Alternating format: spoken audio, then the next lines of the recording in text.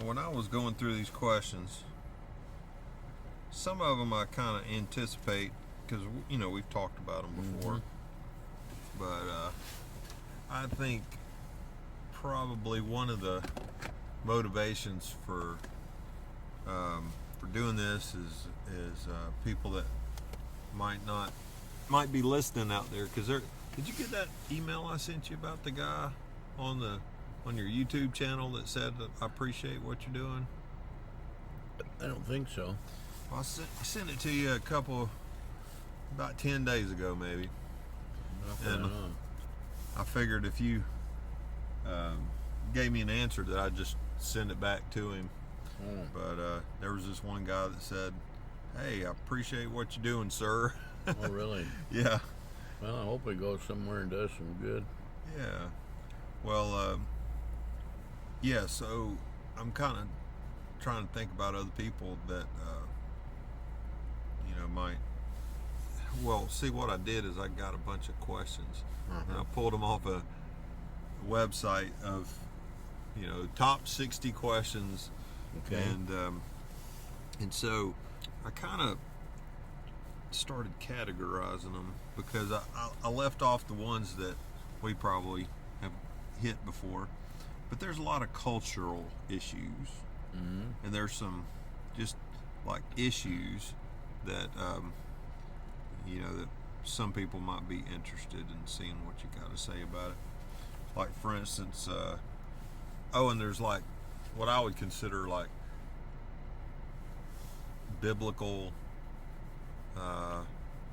teachings types things. Like, for instance, cultural thing would be like, what does the Bible say about women pastors? Something like that. Yeah. And then, a cultural issue would be, or an issue would be like, what does the Bible say about tattoos? Yeah. And like a doctrinal thing was what happens after death. Yeah. So you can pick them up and go wherever you want. Well, your first one about women being pastors. Yeah. Okay. What's a pastor? Well, according to the wording, it's like shepherd. Okay. It's a shepherd.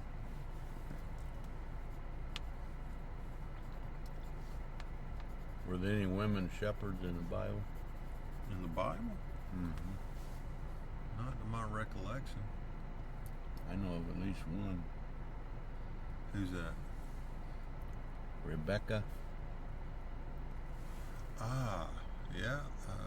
Or not Rebecca, I mean Rachel. Yeah. Remember Jacob went to... Yeah, that was his mom. No, he went to Laban. to Midian to find a wife. He went from... he was running away from Esau. He went back to the old country, and what did he find when he got there? Well, they found some of his kinfolk. Well, yeah, but what were they doing? Drawing water? Yeah, he met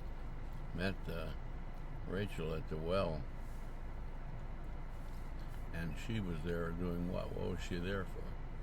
Getting water. For what? For her sheep? For her daddy's sheep? Yeah, she's shepherding the father's sheep. Yeah. And of course, she had a problem. What was her problem?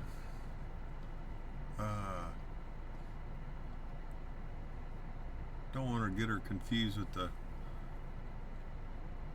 the woman at the well in John 4, because she pointed out Yeshua's problem that he didn't have a bucket.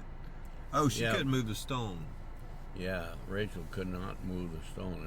It was a big, heavy stone. Yeah. And she said there's a reason why she couldn't move it, or a reason why she couldn't water her sheep. She came there to water the sheep, but she couldn't do it. And there was a particular reason. Do you remember what the deal was? She couldn't move the stone, right? Well, it didn't say she couldn't move it, but she just said they waited till all the sheep from different flocks came there. Then somebody would move the stone, they'd water them all. So she was apparently early. She got there ahead of time with her sheep, but she wanted to water them, and they needed water, no doubt. Yeah. So what does Jacob do? He helps her out, right? Well, he moved the stone off and watered her sheep, Yeah. and that was contrary to what they said. But if he had not come to do that, what would have happened? Well, would her sheep have perished? I don't think they'd perish, but they wouldn't, at least wouldn't be able to accomplish what they needed to. Remember when the Lord once asked Peter, "Do you love me?" 3 times. What did he say to him? Every time. Of course I love you. That's what Peter said, but what the Lord answered Peter with then? If you love me, feed my sheep. Yeah, take care of my sheep. So, is Peter a shepherd? Oh, yeah. By his outward tradition or his outward occupation was a commercial fisherman. Right. But he was really a shepherd. In fact, the Lord changed the definition of fish, didn't he? Said, from now on, I'm going to make you fishers of men, not shepherds, not fish, but men. Yeah. But Peter was going to be a shepherd of his flock. Now here's Rachel. She's a shepherd, a shepherdess, we might say. But she could not do what she needed till Jacob come along. So who is Jacob? Well, he's one of the patriarchs. Well, who is he going to be related to her? Oh, like a distant cousin or something? Distant cousin? Come Is that on. right? What did he go there for anyway? Oh, to find a wife. Yeah, he's going to be her husband, isn't he? Without him, she Yeah. could not water the sheep, at least not at that time. So the limitation was she had no one to take care of the watering the sheep. But that's her job. She's a shepherd, but she couldn't really do it without him. But he came there, and because he came, she was able to do it. And so you could say the question was, should women be pastors? Well, should Rachel be a shepherdess? Sounds like a silly question, doesn't it? Well, what's your answer? Of course you should. But without Jacob, she can't do it. Uh, You can't complete the job. You can't. I mean, she's a shepherdess, but the sheep had a need which she could not meet until Jacob shows that he does. Is it possible to say that no woman can be a pastor unless the Lord Himself is there to open up the well and let in the water, the good water? So the well pictures the water, and what's the water represent? The Spirit? Yeah. Well, the Lord says, "I am the source of living water," right? Yeah. Without the Lord, there are a lot of people who call themselves pastors, and I'm not only the women, but a lot of men call themselves pastors. As far as I'm concerned, they're not. Right. They're not doing a good job, or they can't do it. And why not? Because Jacob's not there. The Spirit of God is not there to make it possible. If He is there, now, if He is there to do it, then what will happen? Then the sheep will be fed. And they'll get the living They'll water, get won't Get they? the living water, yeah. Yeah. So, my guess is if the shepherd is accompanied by the Spirit of God, then I don't care whether they're male or female. That's not important, I say. Could Jacob say to Rachel, "You have no right to handle sheep because you're a girl. You got to be a male to do this"? No. There were other shepherds who probably would have been males who objected to Rachel coming there with her sheep. And so what's wrong with them that they don't like her being there?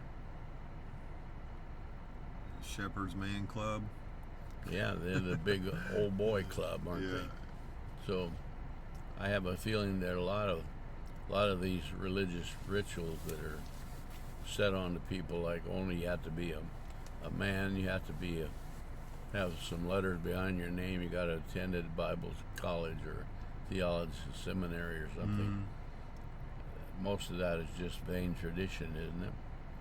But the thing that makes the water available to the Lord's sheep is what? Is this the Lord being there Yeah. to open If up he's the door there for the in it. Spirit? Now, if he's there in it, he's helping them do what they need to do, or he's enabling it. Maybe not even the word helping is a good word. He's making it possible for them to do it, just as Jacob made it possible for Rachel. Will there be anybody that won't like that? Yeah. Yeah. The Pharisees will condemn him, won't they? Yeah. And they always have, and they do that right now today, don't they? Yeah. So I would say the answer is not should women be pastors or not. The answer is should anyone be a pastor without the working of the Spirit of God? And if he is there, who am I to question that? Now, I have a question for plenty of them who claim to be that, but if the Lord is really in it, then I can't argue with that one. And I'm not going to. So, and Well, of course, when you think about, the apostle wrote a few things about it. He said, and there's people love to quote it, let the women be silent in the church, Yeah. If they got a question, later they get home and ask their husband. So he literally couldn't say to the women, shut up and keep your mouth shut. Don't say anything. What do you think? Well, that's pretty much what the words meant in Greek. It meant you shouldn't make a peep. So they can't even say anything? Well, there are other passages that speak on that, where the prophetesses spoke, and Let's look at a few of them. Go back to Esther. Esther, where's Esther getting her direction from? well, on one level, she's getting it from Mordecai. On one level? What other level is she getting it from? The Lord. She's getting all her information from Mordecai. Yeah. Who is Mordecai? He's a spirit, isn't he? Yes. Now, Esther is getting everything, all her instructions come from Mordecai. Does she do what he tells her to do? Yeah. Is there any place where she disobeyed him? No. She just obeys him perfectly, actually, whatever he says, she does. But what is it he told her to do when the trouble came, when Haman threatened to kill him and everything? What does he tell her to do? I don't remember the verb he told her to do.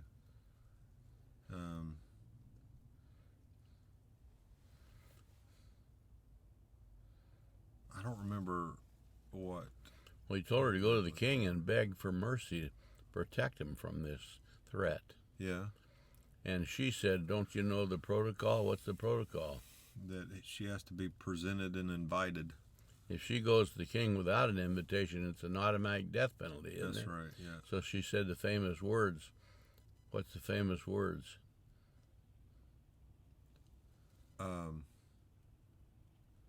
Well, she said that if if she perishes. Yeah, if I perish, I perish. Yeah.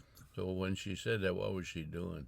She was giving her life. She was presenting her life as a living sacrifice, was she not? Yeah.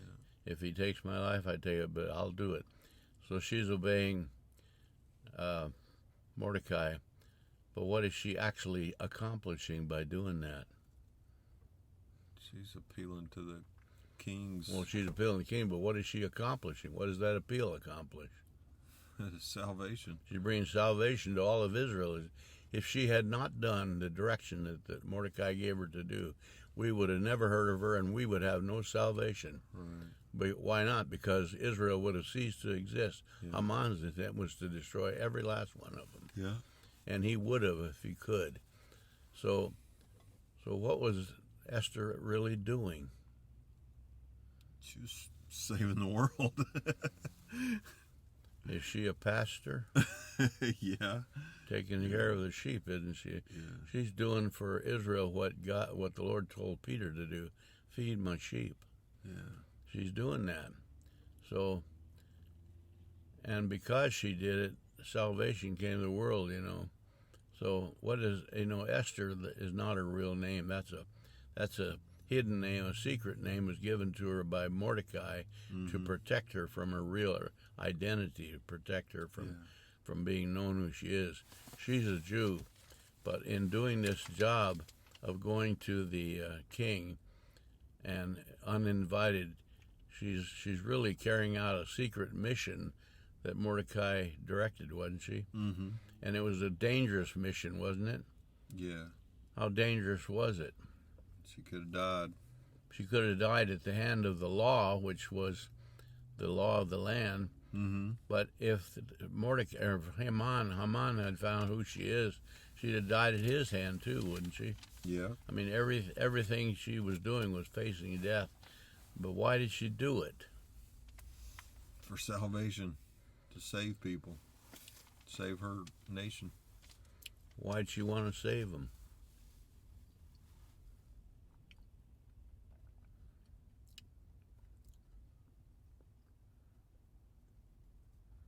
Because it was the right thing to do.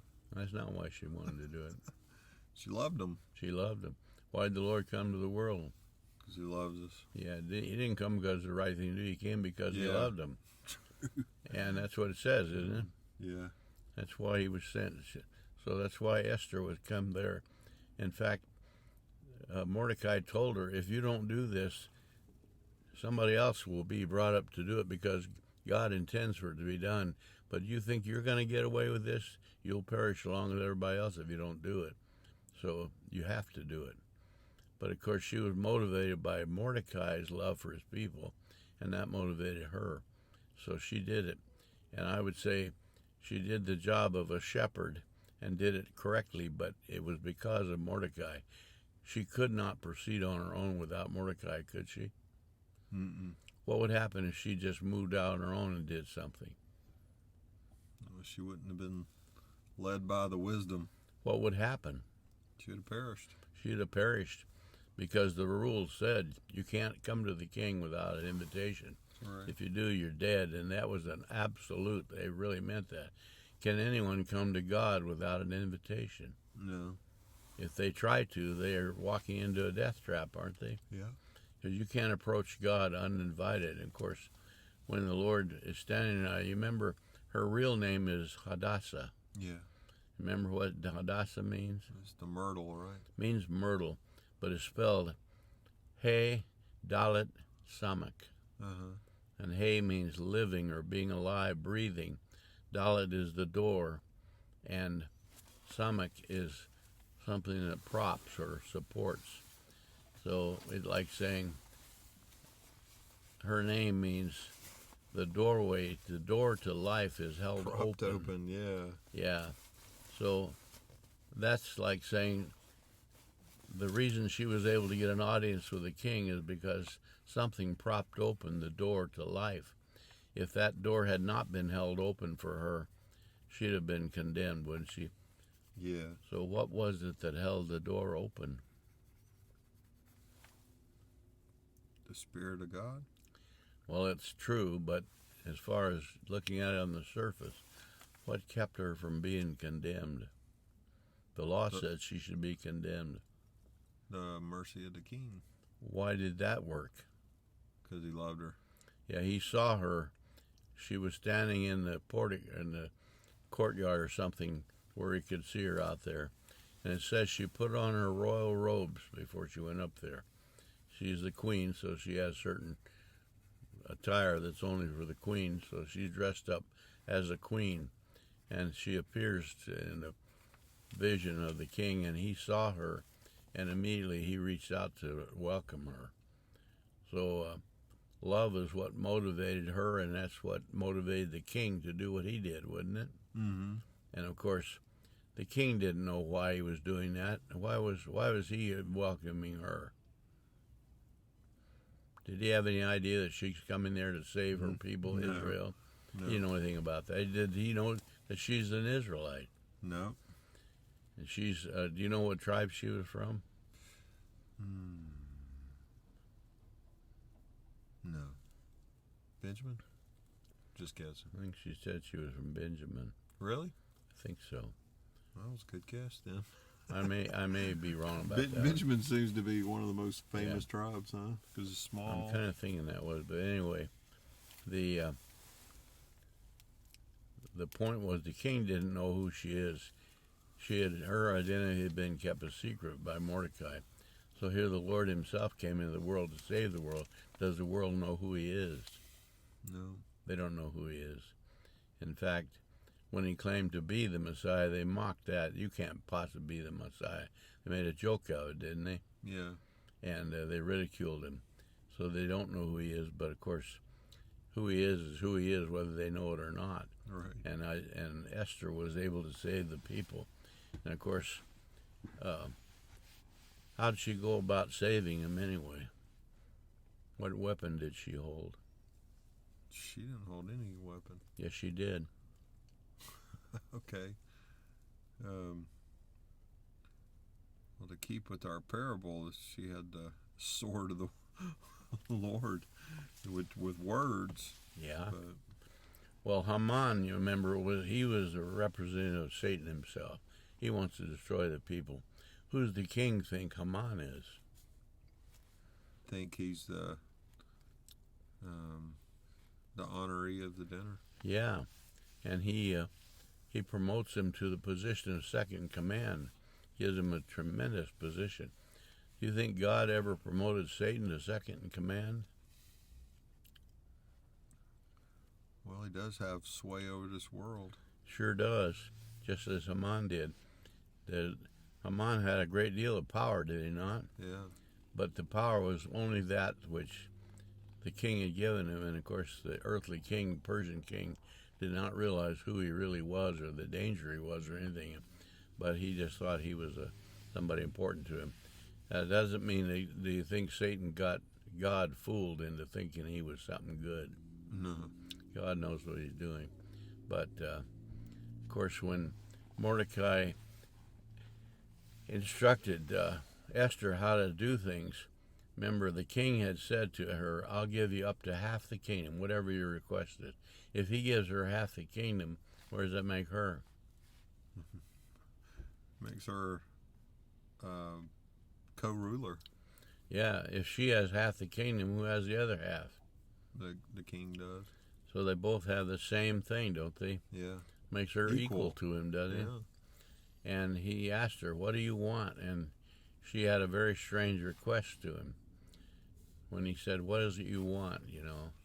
And he knew that for her to approach him uninvited was so dangerous that it had to be extremely important, whatever it was. Yeah. Why would anyone come there and risk their life like that? And it was a real risk, wasn't it? Mm-hmm.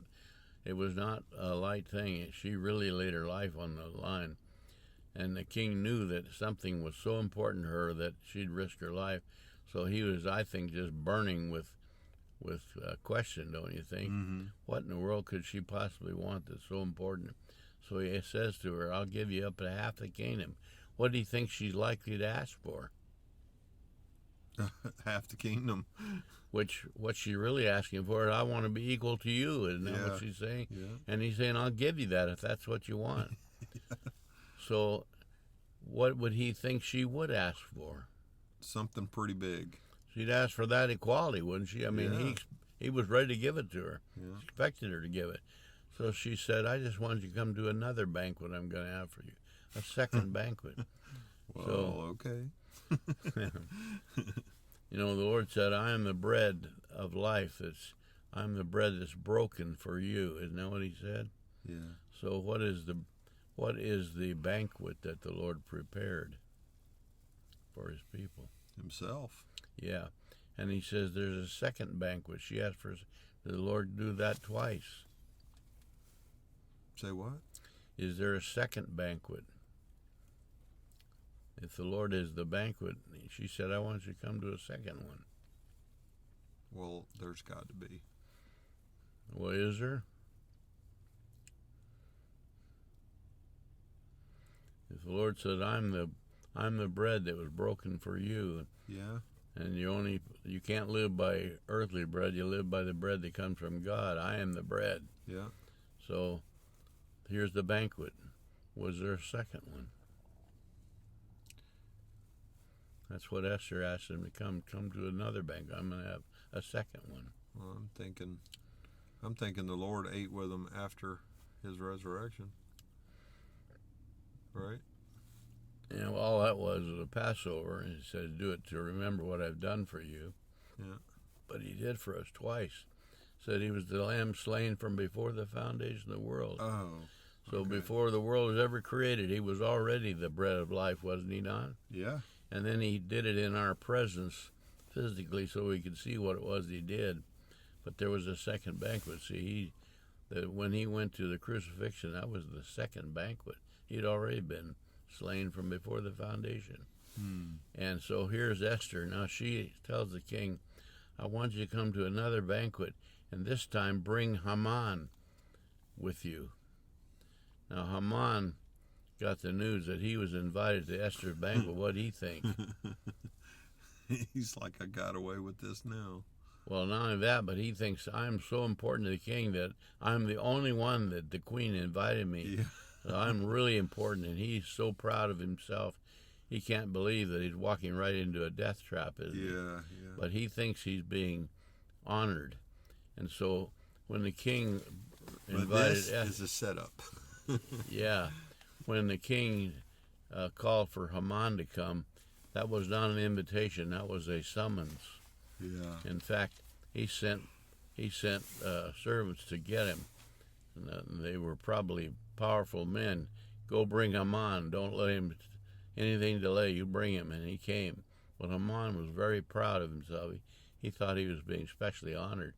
And so when he gets to the banquet, and there again they're eating this banquet, Haman is just wallowing in pride, isn't he? Yeah. The king is confused. He still don't know what's going on.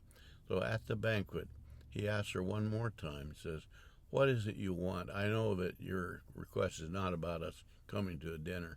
There's something very, very important. What is it? And he says, again, I'll give you half the kingdom. So the king is saying, I'll offer you equality with me. There's a place where it says the Lord did not consider himself be equal to God, but he made himself of no reputation. He put himself down. Did he ask to be equal to God? No, not. Just like Esther did not. And so Esther said, okay, here's my request.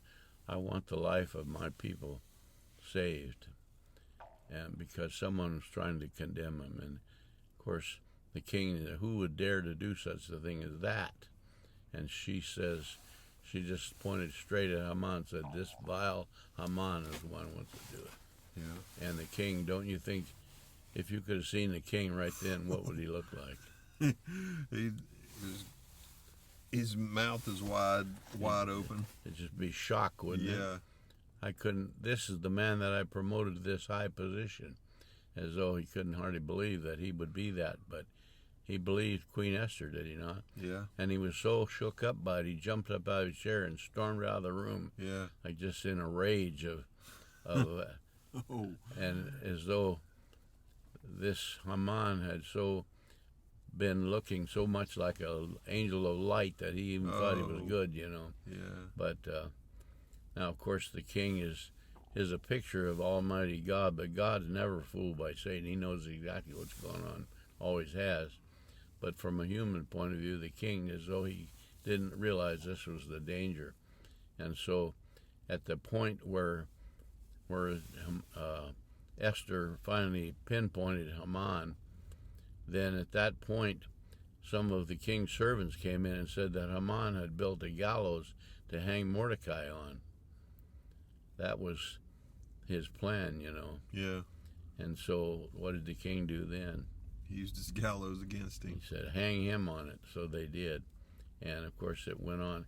Now, of course, after that, the law had already been established. The law was, and this is Yom Kippur, I'm not Yom Kippur, I mean Purim. Yeah, Purim was the day that was chosen to kill all the Jews. Yeah. And Purim means casting the lot. And Haman cast a lot to decide what day to do this on, So, but it was established, and of course, remember what the deal was with Persian law. Once it was done, it was done. Yeah, you could never reverse a law. That you couldn't repeal it. So the law had already gone out that on that day they were to be killed.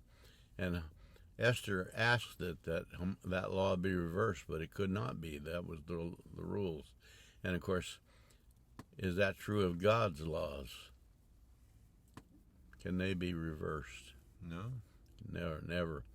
And one of the principles of God's law is the soul that sins shall die. Yeah. So what's the chance of that not happening?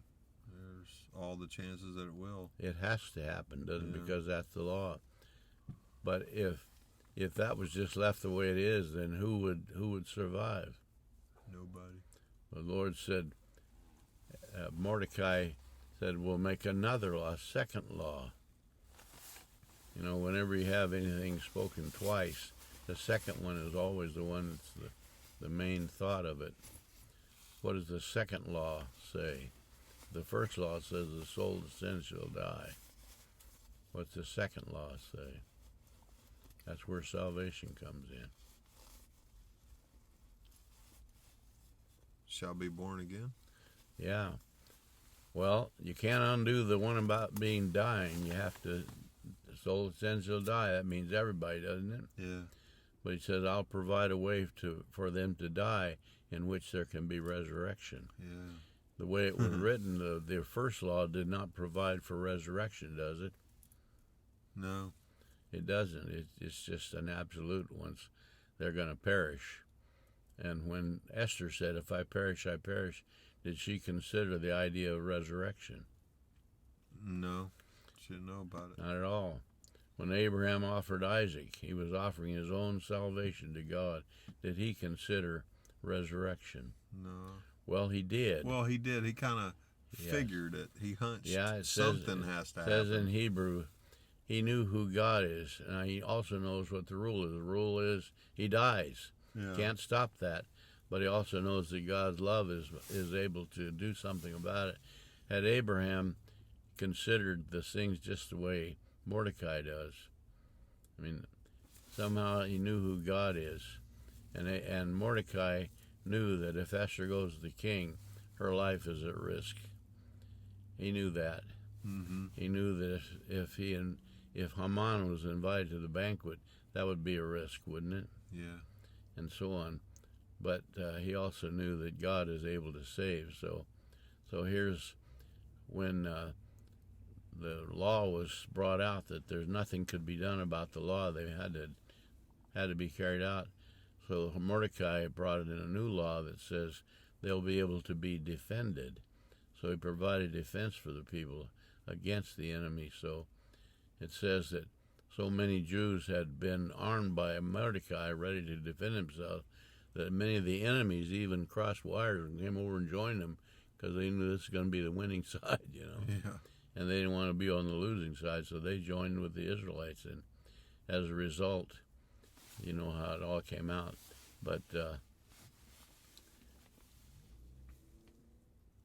all that is, Esther, you know, was doing a tremendous job.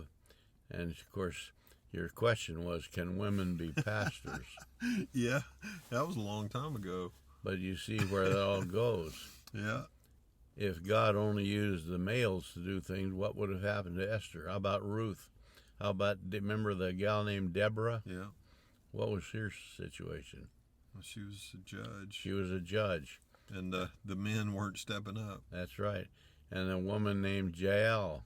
Yeah. Remember her? Yeah, we talked about her last Jael, week. yeah. And so the Lord used women in many different cases. How about a woman that Apostle Paul met named Dorcas? Yeah. How about Mary, the sister of Lazarus who was resurrected? Yeah. And many times the women were used to do something that the Pharisees would have objected to. Yeah. And modern day Pharisees do too. Yeah. But the key to it is all this. If they were just operating because they're trying to boost the proud woman like this feminist movement wants to do, Yeah. they're going to be out of order. Mm-hmm. If they're just trying to boost women's rights, you know, that kind of Right. thing. But my answer to all that is, if God is with them, then who am I to question whether they should take care of the Lord's people? If God is not with them, I don't care whether they're man or woman, they got no business claiming to be a pastor if God's not with them. In fact, they may be a pastor by name, but they'll do more harm than good, I think, don't you? Yeah. If they're not under the direction of the Spirit. Oh, yeah. The question is, the reason why Esther was able to do what she did is because of Mordecai. The reason why Ruth could do what she did is because of Naomi, who is a picture of the Spirit of God, and Boaz, who is the Spirit of the Lord himself. And so when the Lord is into what people are doing, then they are doing the right thing regardless, you know. All right, so some points of reference, okay? Okay. Most people who would be interested in that question to begin with. Yeah. Worldly people don't care if women are pastors or not. But most people who would care, I'd call them, Christians or something. Yeah. Most, I would say, at least 80% of the people would begin quoting Paul. Yeah. And asking, what did he mean? Yeah. So, I guess my question is,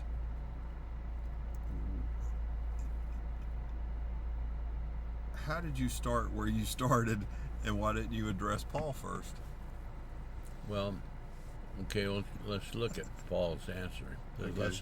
I want the women to keep their mouth shut when they're in a group. That's what he said. Yeah. Pretty much. Well, every morning we read Psalms and Proverbs and stuff every morning. Mm-hmm. So what I like to do is I like to get up first thing in the morning before I ever do anything else. I pour a cup of coffee and then I start reading Psalms. I like to, first thing is those good words. Yeah. But the women get together. Julie and Stacy, Dale's wife, was here up till last week. Yeah. Oh. And the first thing they do is talkity about everything under the sun. And I have to almost say, why don't we just get in and read some good words, Yeah. And that's not to put them down, but I'm saying that women love to talk. Yeah. And they just yak about every little thing, everything. And they got to explain it and go through everything. And it's not all that bad, but my guess is if you got a bunch of Jewish women together, what do you think they would do? Yeah. And that's true of almost every culture, perhaps. I can't publish this, Jim. Yeah, you got to be careful. And I realize there's nothing particularly wrong with that. But let's suggest, for example, that a bunch of people in ancient Athens or in Corinth or someplace, Thessalonica, had met together to look into the book and to encourage each other. And you get a bunch of people who just want to yak when they get there. Talk about philosophy and stuff. And about politics or whatever. And it's not that shouldn't be talked about. But what the danger is, it may just flood the whole meeting with all endless yak and never get around to the real thing. So the apostles saying, look, if they got a question, let them ask their husband when they get home. So, the concept that I don't think he's telling people to shut up. Do you think he ever told Dorcas to shut up? No. Or did the Lord tell Mary to shut up? No. Now her sister Martha, remember, she said, you need to send her out here to help me work. We got a job to do out here. We got housework to do. Right. What'd the Lord tell Martha? She's chosen the right thing. Did Mary have anything to say to the Lord, do you think? Occasionally, yeah. She's probably asking questions and Has stuff. she got anything to say to us? Yeah. What does she say to us? Sit down at the feet of Yeshua. Is that shepherding the flock? Yeah. Yeah, for sure. Good words are the Lord said of his sheep, he said, my sheep hear my voice and they follow me. Have you ever heard his voice? not audibly. But Have you yeah, ever heard his voice? Absolutely. How do you hear it? By listening. Listen to what? Listen to him speak. Listen to who? Yeshua. In the Spirit of the Lord. Does he speak to people like Deborah and Mary and Ruth and Esther and Dorcas? Yes, he does. They're shepherds. Yeah. They're feeding the flock. Yeah. Now the apostle, is he telling them to shut up? No. He's saying if all you want to do is yakety, yakety, yakety, yeah, shut up. But if you got the Spirit of God giving you direction to encourage somebody or to show them something or to help them be lifted up, and if it's by the Spirit of God, you think he'd tell them to shut up? Yeah. Now, Martha literally told Mary to shut up, don't you think? Yeah. Shut up talking and get out here and help me with this housework. Right. Now, the Lord didn't say there's something wrong with housework, but he said there's stuff that's more important than that. So why did Mary sit at the feet of the Lord? Because she was listening. And she wanted what was most important. Yeah. Remember, the Lord asked Peter, "Well, do you love me?" "Yeah, I do." "Well, then feed my sheep." Yeah. Did Peter feed the sheep? Yeah. Yeah, he did. But first you had to be reminded, your love business claim you can talk all you want about loving, but the way you demonstrate that is by feeding the sheep, right? Yeah. So when Mary is speaking to hearts today, did she have any idea that for 2,000 years later, people all over the world would be reading about her story? No. Or Dorcas 3,000 years later, that people would be, not Dorcas, I mean Deborah in ancient Judges, or that Esther and Ruth and all these others. Or that lady that Yeshua said years later they're going to be talking about you. Yeah, and remember the lady that touched the hem of his robe, and Yeah. and she said something before she did that. Do you remember? Did she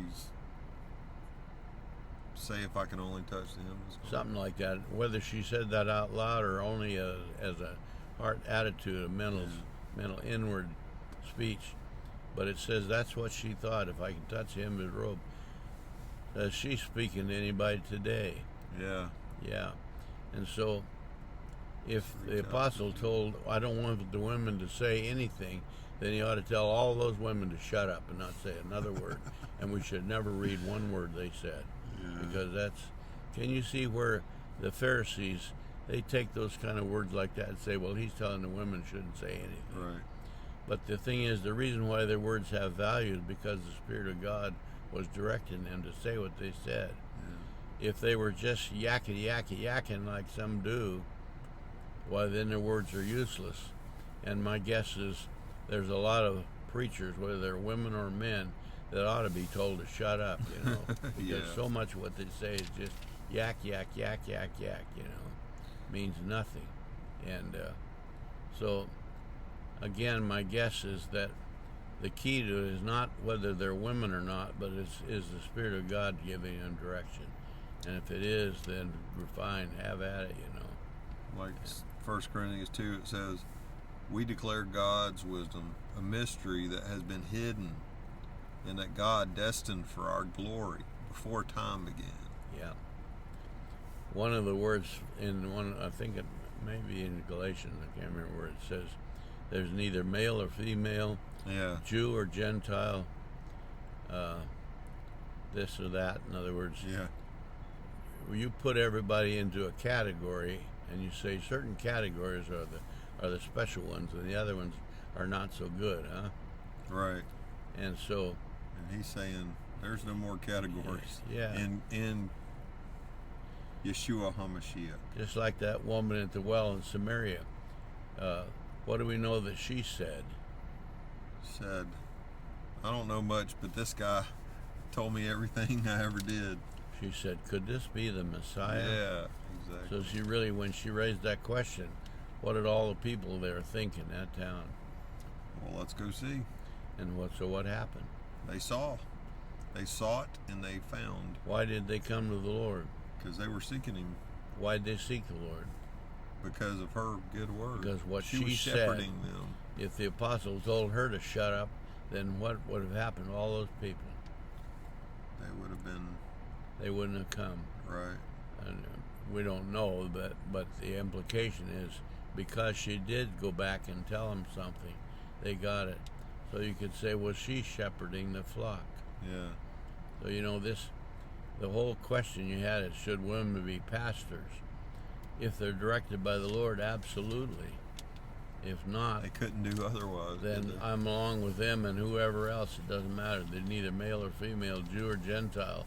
If they're not speaking by the direction of the Spirit, I'd tell them all to shut up, wouldn't you? It'd be doing some good.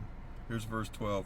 What we have received is not the spirit of the world, but the Spirit who is from God, so that we may understand what God has freely given us. Yeah. So, the Lord is not limited by gender, or either by that or by time or space or location or any of these things. If the minute we put any kind of a direction on something, you have to do this or be this to do it, we're limiting God, I think. Yeah. And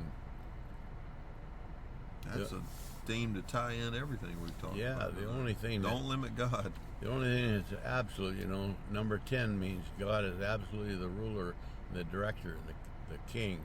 He is the dominion. That is required. We must recognize that he is the dominion. If we don't, then if we're not going to recognize that God's dominion, what are we going to recognize? We'll try to take over. Everybody's a worshiper by nature, are they not? Yeah. So if you're not going to worship God, what are you going to do? Worship something. And how do you determine what you're going to worship? Whatever your heart desires. So if it's your inclination to what you want to worship, then what does that make you? God. Makes you God, doesn't it? Yeah. Remember Pontius Pilate, he said to the Lord, he looked the Creator right in the eye from 2 feet away and says, don't you know that I have power over you? You're the creator of heaven and earth, but I have power over you. So who does Pontius Pilate think he is? God. He thinks he's greater than the creator. Yeah. And Pharaoh said, who's God that I should recognize him? Yeah. I'm the God here. So if we're not going to recognize who God is, we're going to recognize ourselves as God. Yeah. And we'll claim that credit. And of course, so one thing that is required, we must recognize that God is the king. Without him being the king, then we become an idolater, don't we? Yeah. And so, but to say, okay, I'm going to recognize him as king, but the king has to do this or that or the other, or has to be here at a certain day of the week or certain location or something. We're telling the king what to do, aren't we? So what happened to our recognizing him as the authority?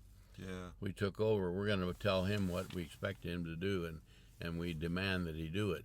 Yeah. You remember when one thing it says, talking about number 10, the Israelites provoked God 10 times in the wilderness, it says. Was it 10 times? Yeah, 10 times. Wow. It says they provoked me 10 times. And one of the times was when they said, okay, God has given us water, but can he also give us bread? Remember that? Yeah. What happened? They got something besides bread. Well, they got manna. Oh, yeah. They got bread. That came first. And then it wasn't very long where they're saying, we're sick and tired of this manna. We want meat. Yeah. Then what happened? They got plenty of meat. How much meat did they get? So much they choked on it. Well, do you know how much they got? It says how much they got. It says nobody gathered less than 10 omers of meat, of quail. And Gene mounted up that 10 omers mounted to about 3/4 of a ton of meat, 1,500 pounds. I said, if you got 1,500 pounds of meat, how much is that to you? Boy, that's many years worth of Yes. meat. And in fact, then it says they began eating and they died as they were eating. They didn't even get to digest it. They just started eating it. So there's again a 10 that comes as a judgment against them. But they demanded food. And so they're really telling God, You are the supplier of the God, but we're going to tell you what you're to do, and we expect you to obey us. We're going to put in our orders. Isn't that pretty much what they're saying? Yeah. Do what we want. And you can't play that game with God. If you're going to recognize that he really is the authority, then you can't tell him what you want him to do. You can only ask him. You can ask for questions. The Lord says, seek and you find, ask and it'll be given to you. Knock, it'll be open. Why would you knock on a door? Because you want to open it up. You want to go in, don't you? Yeah. But by knocking, now there's a difference. When the Nazis came looking for the Jews, did they knock on the door? They just kicked them in. They kick the door in and come in with guns blazing, don't they? Yeah. And so that's not how you come in. When you knock, you're asking. Yeah. You're saying, I want to come in, but I need your permission and your willingness to let me in. Yeah. And so it's a polite way of coming to a door, and you don't just kick the door down. You knock on it. And so when the Lord said, seek and you find, ask and it'll be given, it's all right to ask of God for anything. But demanding is quite another thing, isn't it? Yeah. So what he said, they demanded meat. And God said, oh, you want meat? Here you go. Eat this. And you'll die eating it, you know. So. Well, Jim, how much more do you want to go? Because probably be a good time to bail it, huh? Okay. Or what else were you have in mind there when you? I either need to go up there. Oh. Or what time does go it there? Become? It's about 9 right now. Oh. It's about 9. 9:03. 9:03 on 11:23. Well, that's 2 hours. Yeah, we've gone 2 hours. Probably long enough. Okay. Yeah, we might. Well, it was a good 2 hours. Yeah. I wanted to keep going, but. Well, if you got more questions or more things you want to chat, I'm not in a big hurry. So you want to go there and use the arch room or what? Yeah, I can do that. Okay. I'll deliver you So- to the door. So your daughter-in-law was here for a while, Yeah, Stacy. but she gone now. Yeah, she came. Her father was bad. He died Friday morning Oh, while we were drinking coffee over there. no kidding. 6:30 in the morning. Oh, They kind of expected. They kept thinking every day it'd be today. Probably. yeah. But he finally gave up. But said it was really went very well. They weren't terribly broken over. I mean, they expected it, and This will be fun. okay. And as a result, it kind of was a relief for them because now they can just take care of